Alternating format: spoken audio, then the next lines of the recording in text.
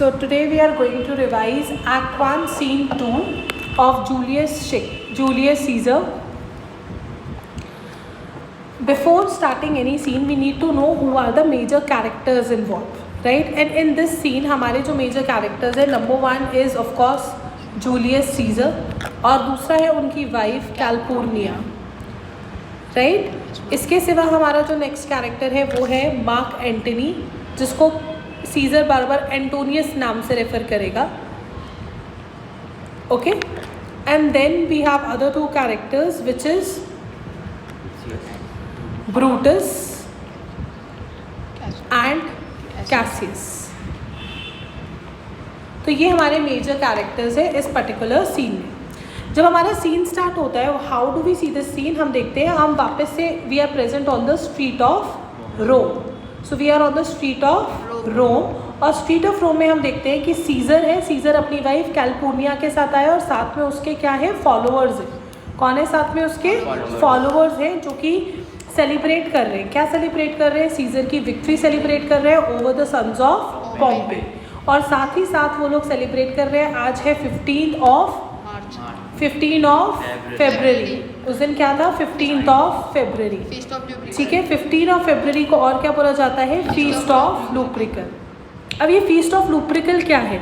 Feast of Lupercal basically एक festival है जो कि रोमन्स, एंशिएंट रोमन सेलिब्रेट करा करते थे ऑन 15 ऑफ फेब्रुअरी. किसके ऑनर में सेलिब्रेट करते थे? ये लोग सेलिब्रेट करते थे feast of Lupercal in the honour of Roman god name Lupercus. क्या नाम था? लुपकस, जिनको माना जाता था protector of flocks and herds. यानी कि उस समय लोगों का मेन जो ऑक्यूपेशन होता था वो जानवर वगैरह पालना होता था. तो उन जानवर के जो प्रोटेक्शन करने वाला गॉड थे वो थे लुपकस और उन्हीं के ऑनर में ये फेस्टिवल मनाया जाता था. साथ ही साथ इस फेस्टिवल का एक और बिलीफ भी था.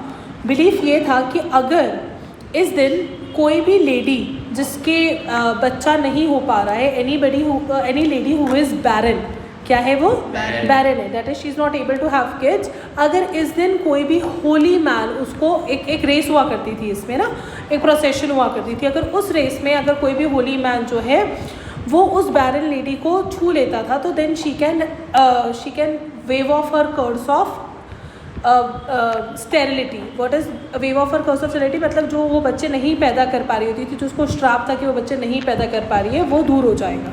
Is this clear till here?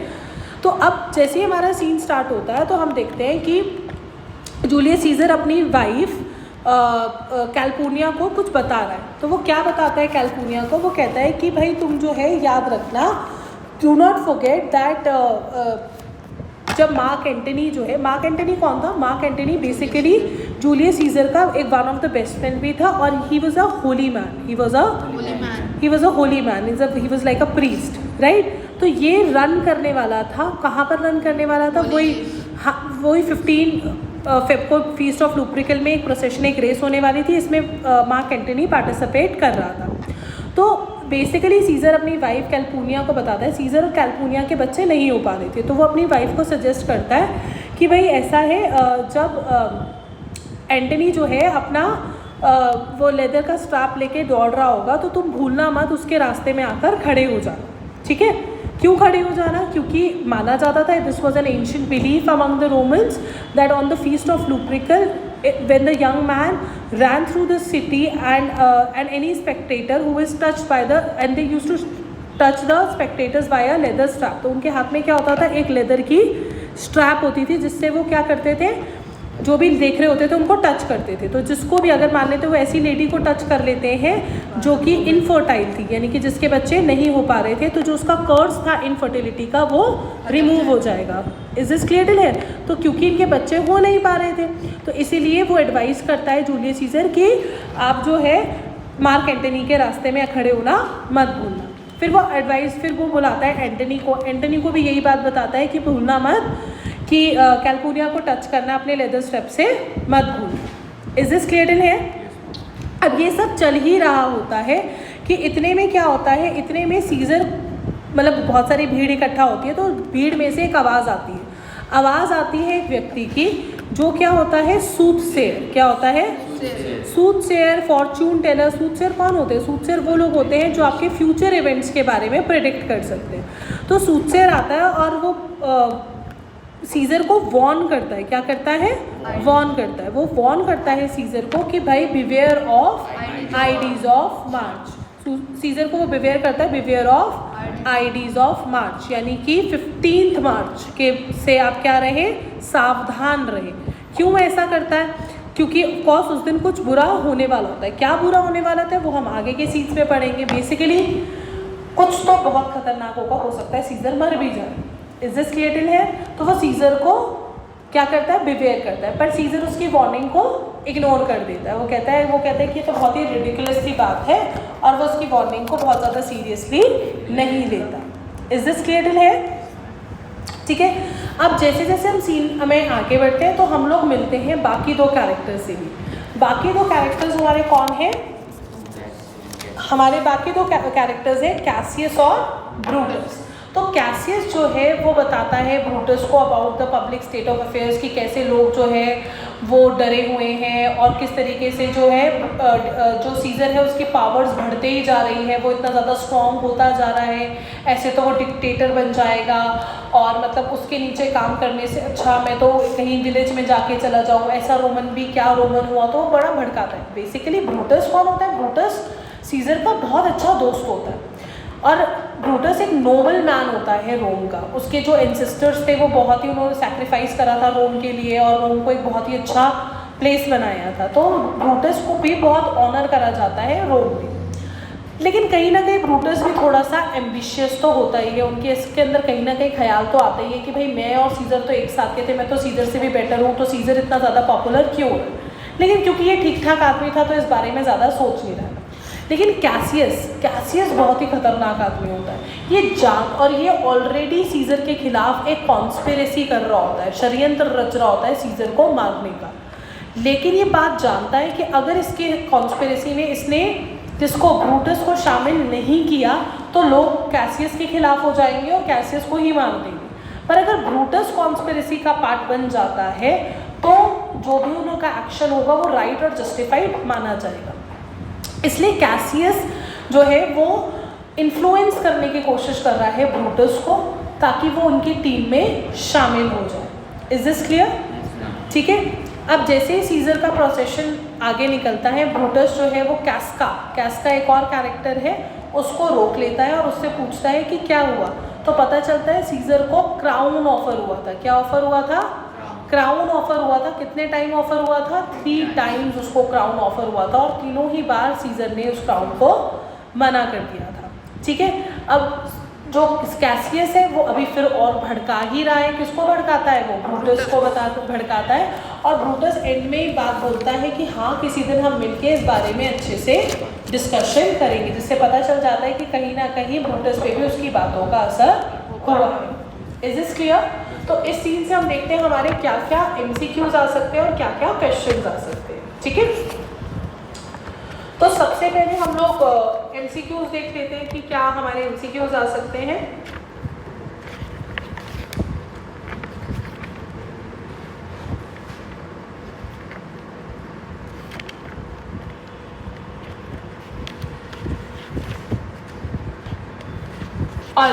तो पहला MCQ जो हमारा है वो है कि Caesar dismiss the soothsayer when he warned him of the Ides of March.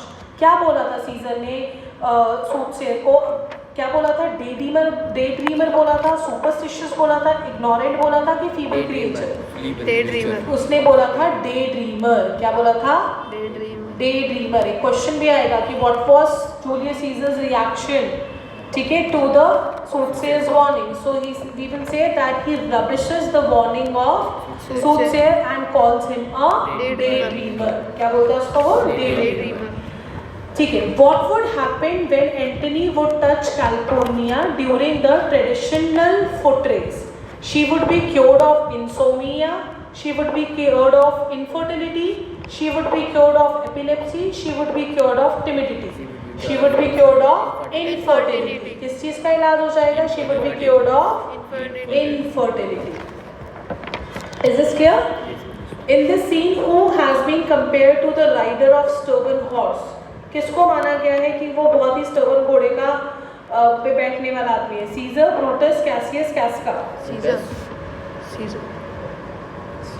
Rider of stubborn horse किसको बोला गया? सीजर। सोचिए। अच्छा ये वाला बताइए पहले। According to Brutus which trait of Antony does he lack? तो ब्रूटस के अकॉर्डिंगली एंटनी के पास कौन सा ट्रेट नहीं है? Bravery, tactfulness, liveliness, none of these. वो बोलता नहीं है ब्रूटस कि भाई ये जो है वो मेरे पास जो है इतनी ज़्यादा, जब कैसियस बोलता है कि भाई तुम भी जाओ ब्रूटस के पास, है ना, तुम भी क्यों नहीं चले जाते, तो वो बोलता है कि नहीं भाई मैं जो हूँ इतना एनर्जेटिक नहीं हूँ, इतना ज़्यादा, हाँ इतना ज़्यादा स्पोर्ट्समैन स्पिरिट नहीं है मेरे पास जितनी किसके पास है? एंटनी। मार्क एंटनी के पास है, राइट? आ गई बात समझ में?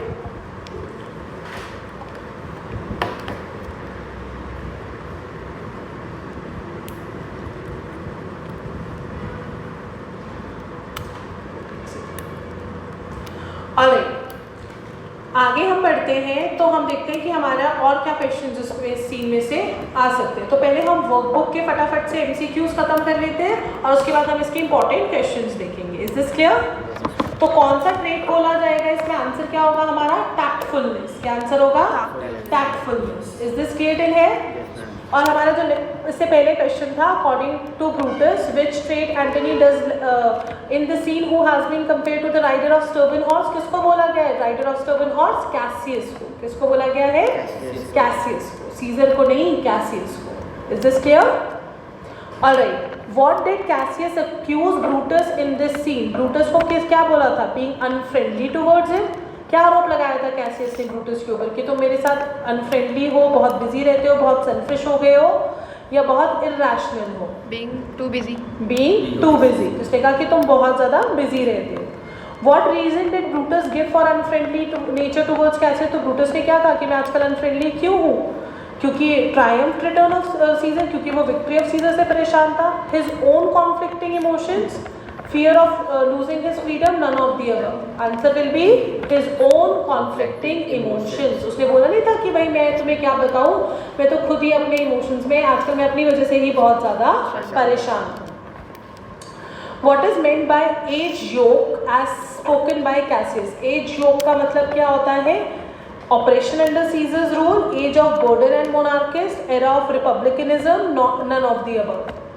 एज योग का मतलब होता है एंड ऑफ रिपब्लिकनिज्म। जैसे ही पॉम्पे के सन्स को हरा दिया गया है तो उसके साथ एज योग हो गया। एज योग मतलब end of the era of republicanism, क्योंकि Pompey is associated with republic form of government while Caesar is associated with dictatorial form of government. Is this clear? Next था हमारा, what does Cassius say to manipulate Brutus to his side? Brutus is like god like, Brutus cannot see his own worthiness, Brutus is nobler than Caesar, none of the above. क्या बोलता है? His own worthiness. कि Brutus तुम्हें तो तुम्हारी खुद की worth दिखाई नहीं देती है। Is this clear?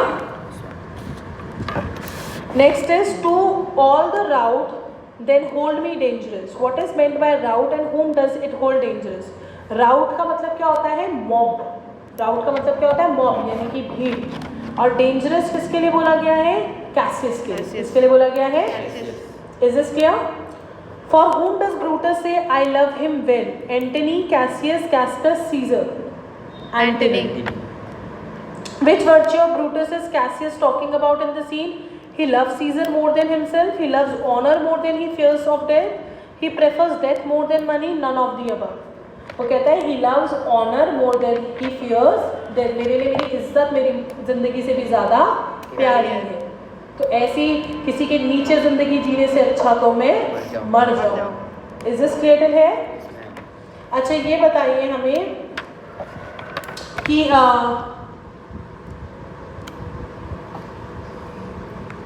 Which trait of Cassius personality is revealed in the scene? कि वो क्लेवर ऑपर्चुनिस्टिक है, क्लेवर मैनिपुलेटर है, पैशनेट पॉलिटिशियन है कि फेयर आइडियलिस्टिक है? पैशनेट पॉलिटिशियन नहीं, वो है क्लेवर मैनिपुलेटर। मैनिपुलेटर मतलब जो अपनी बातों को घुमा फिरा के कैसे भी तुम्हारा कन्विंस कर लेते हैं, उसको बोलते हैं मैनिपुलेटर। तो he is a clever manipulator. अच्छा, एक बात आई थी जब Cassius compares himself to which ancestor of his when he talks about saving Caesar from drowning, Aeneas, Achilles, Prometheus, Aphrodite. Aeneas से कंपेयर करना था उसने। Is this clear? आगे बात समझ में? चलिए, तो हम इसके कुछ क्वेश्चन आंसर्स भी देख लेते हैं। कुछ इंपॉर्टेंट क्वेश्चंस अगर इससे बन रहे हैं तो उसको भी देख लेंगे।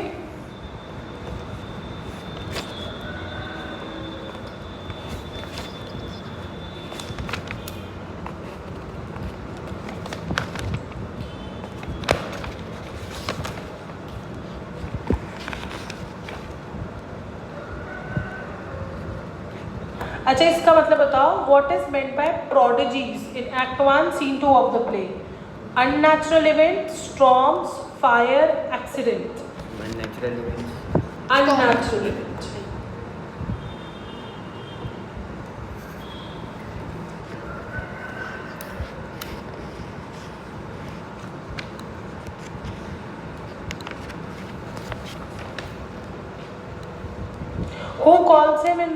Who calls him as a surgeon in Act 1, Scene 1 of the play?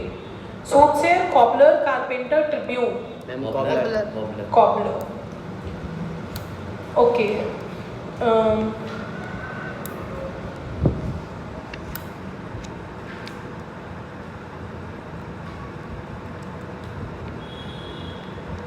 The opening scene of the play, opening scene मतलब scene 1, reflects on which of the following causes that led to the development of the play? Mounting hostilities of Caesar role, Brutus' love for freedom, Caesar's suspicions, fear of Caesar. Mounting hostilities to Caesar rule, लोग उसके खिलाफ होने लग गए थे ना, वो पता चलता है। ठीक है,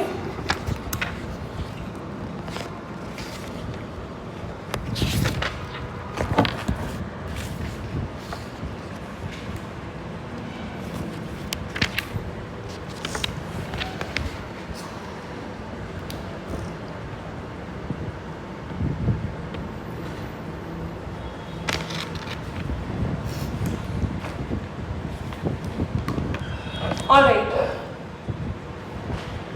क्वेश्चन पेपर, अच्छा वो तो अंशिका ले गई ना। अच्छा चलिए, इसका आंसर बताएं। Beware of the Ides of March, ये वाला सीन था हमारा। ठीक है, what is the meaning of beware of the Ides of March? And who gives this warning?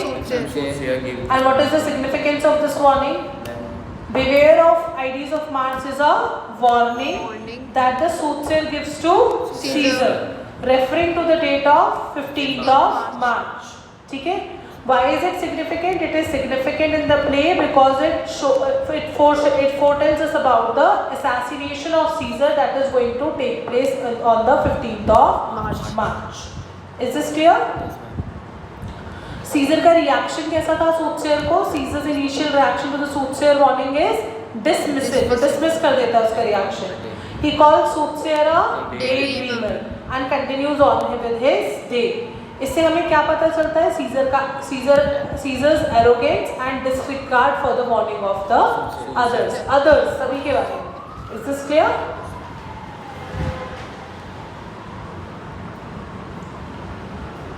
Okay,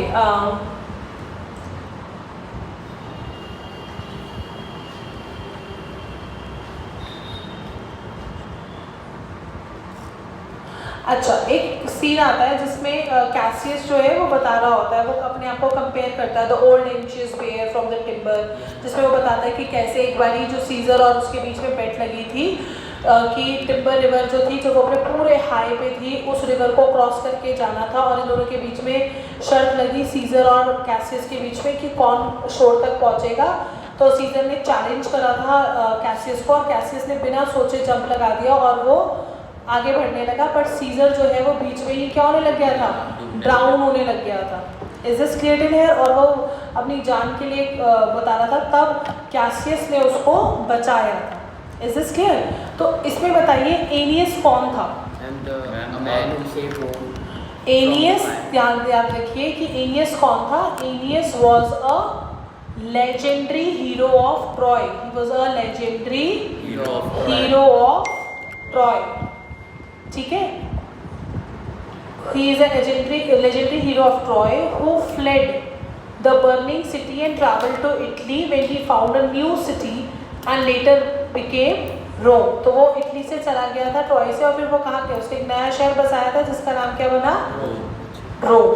ठीक है, ये इंसिडेंट अब जब ट्रॉय में आग लग जाती है तो एनियस क्या करता है, अपने फादर एंचिसियस को अपनी बैक पे उठा के लेकर आता है। ठीक है, बैक पे उठा के अपनी कंधों पे उठा के वो भागता है ट्रॉय से और कहाँ पर पहुँच जाता है, इस नई सिटी में पहुँच जाता है। जिस तरीके से एनियस ने अपने फादर एंचियस को अपने कंधों पे बिठाकर ट्रॉय से बाहर निकाला था, तो कैसे बोलता है, ऐसे ही मैंने अपनी बैक पे जो है सीजर को